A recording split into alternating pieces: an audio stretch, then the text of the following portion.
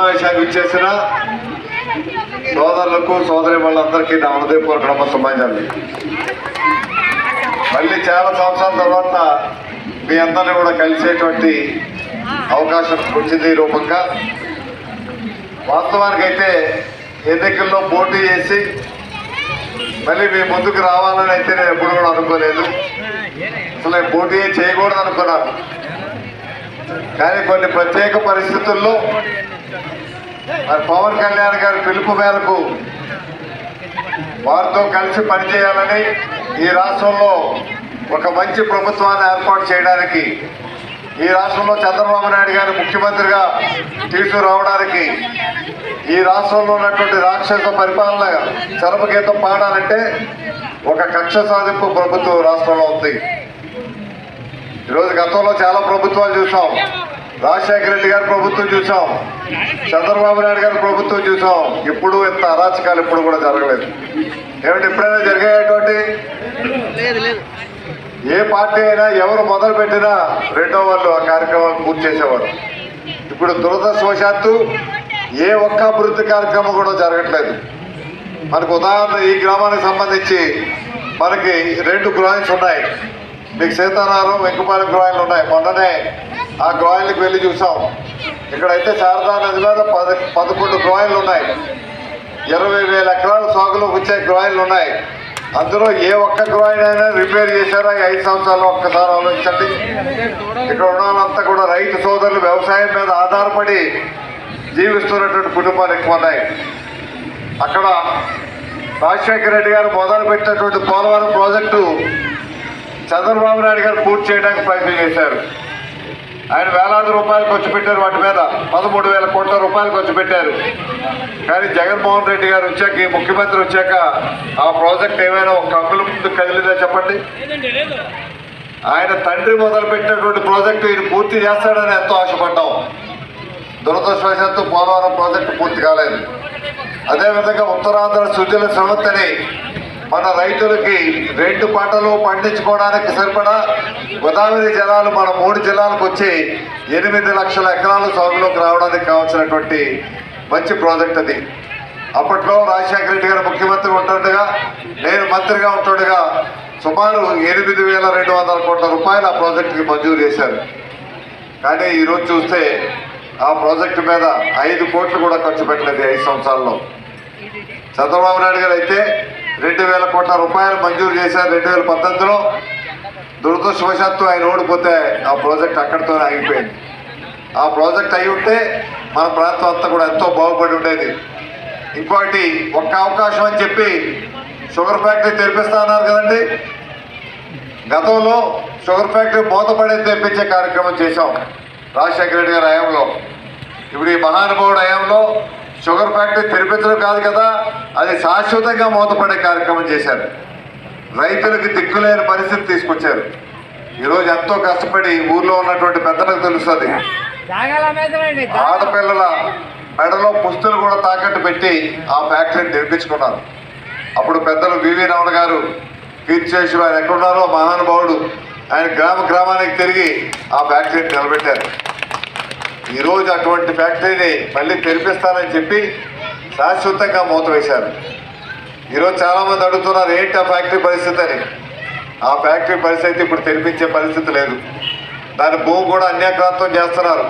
లోపల మెషినరీ ఏమి లేదు. ఆ భూములు కూడా అమ్మేయడానికి ప్రయత్నం చేస్తున్నారు. మేమైతే ఒక్కటే ఆలోచించాం, రైతుల గురించి మేలైన ప్రత్యామ్నాయ కార్యక్రమం చూడాలి. ఎందుకంటే చెరుకు పండించేటువంటి పరిస్థితుల్లో రైతులు కూడా చెరుకు పంట కూడా తగ్గించుకున్నారు. అక్కడ ఫ్యాక్టరీ పరిస్థితి చూస్తే పూర్తిగా అసలు ఏ యంత్రం కూడా లేనటువంటి పరిస్థితి అక్కడ ఉంది. అందుకే షుగర్ ఫ్యాక్టరీ తెరిపించడం అయితే నేనేదో మాయ మాటలు చెప్పి మీ ఓట్లు వేయించుకొని తెరిపించేస్తానని చెప్పి అబద్ధపు హామీలు అయితే నేను ఇవ్వదలుచుకోలేదు. ఆ ఫ్యాక్టరీ తెరిపించడం సాధ్యపడదని చెప్తా ఉన్నాను.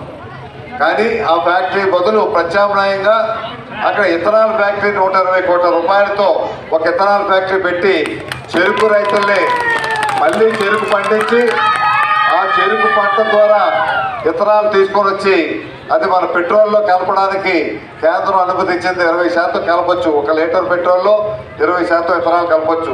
అది చెరుకు నుంచి నేరుగా ఇథనాల్ తీసుకొస్తే రైతుకు కూడా లాభసాటిగా ఉంటుంది. కాబట్టి ఈ ప్రభుత్వం మళ్ళీ మన ప్రభుత్వం వస్తే రైతులతో సమావేశం పెట్టి మళ్ళీ అందరూ కూడా చెరుకు పంట వేయించి ఆ ఇథనాల్ ఫ్యాక్టరీ 120 కోట్ల రూపాయలు అవుతుంది. అటువంటి ఫ్యాక్టరీ ఇక్కడే నిర్మించే కార్యక్రమం చేయాలనేటువంటి ఆలోచనతో ఉన్నాం.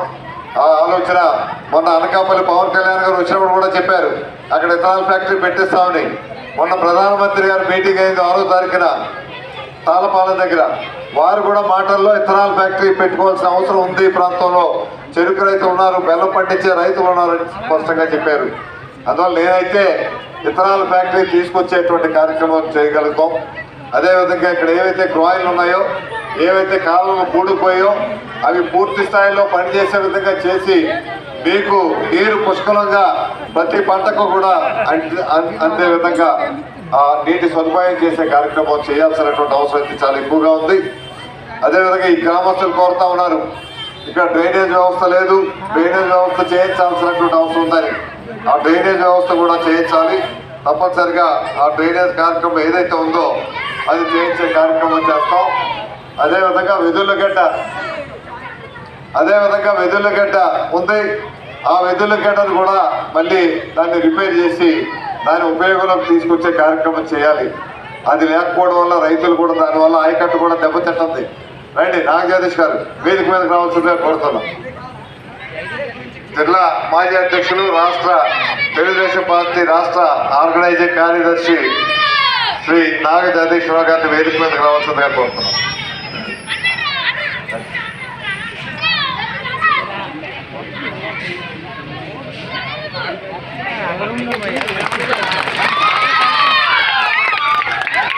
ఇటువంటి మనకు కావాల్సిన కార్యక్రమాలు చేయడంతో పాటు ఇక్కడే హౌసింగ్ కాలనీ గురించి అడిగారు.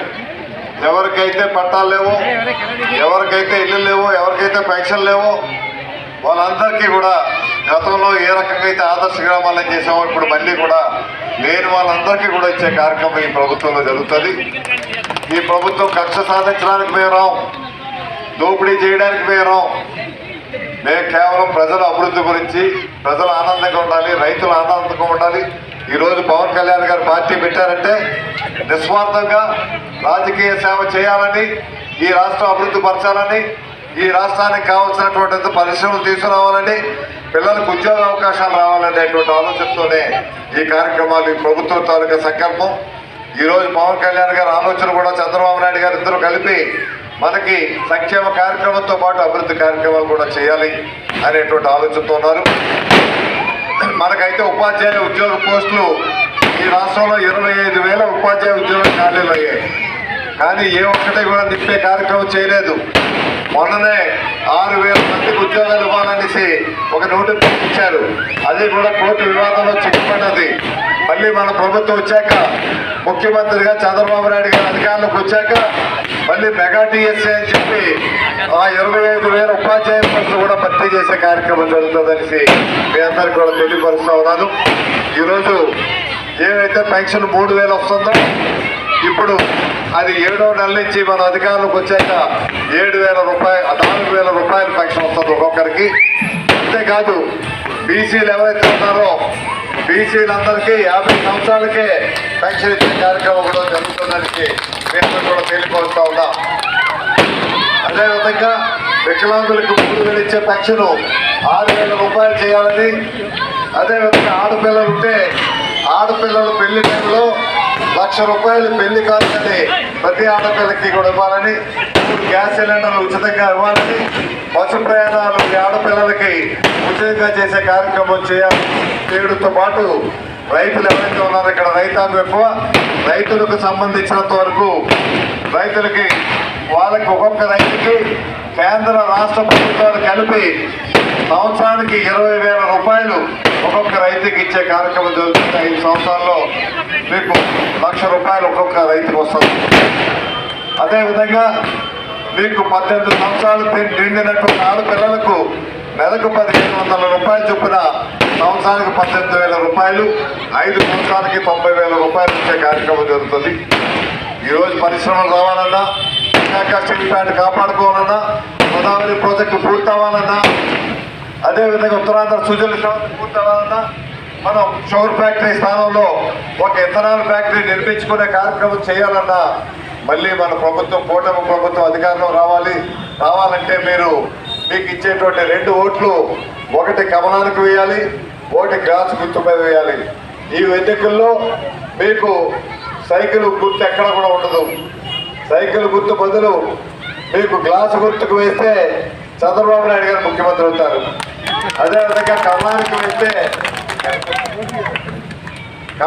వేస్తే అది పిఎంగా ప్రధానమంత్రిగా మోడీ గారు వస్తారు. ఇక్కడ ఎంపీగా సీఎం రమేష్ గారు ఈరోజు అధికారంలో ఉంటారని తెలియపరుస్తూ, మరి అవకాశం ఇచ్చిన మీ అందరికీ మరొకసారి నా హృదయపూర్వక అభినందనలు తెలియపరుస్తూ ఇప్పుడు బుద్ధ నాగ జగదీష్ గారు మాట్లాడాల్సిన భాగం.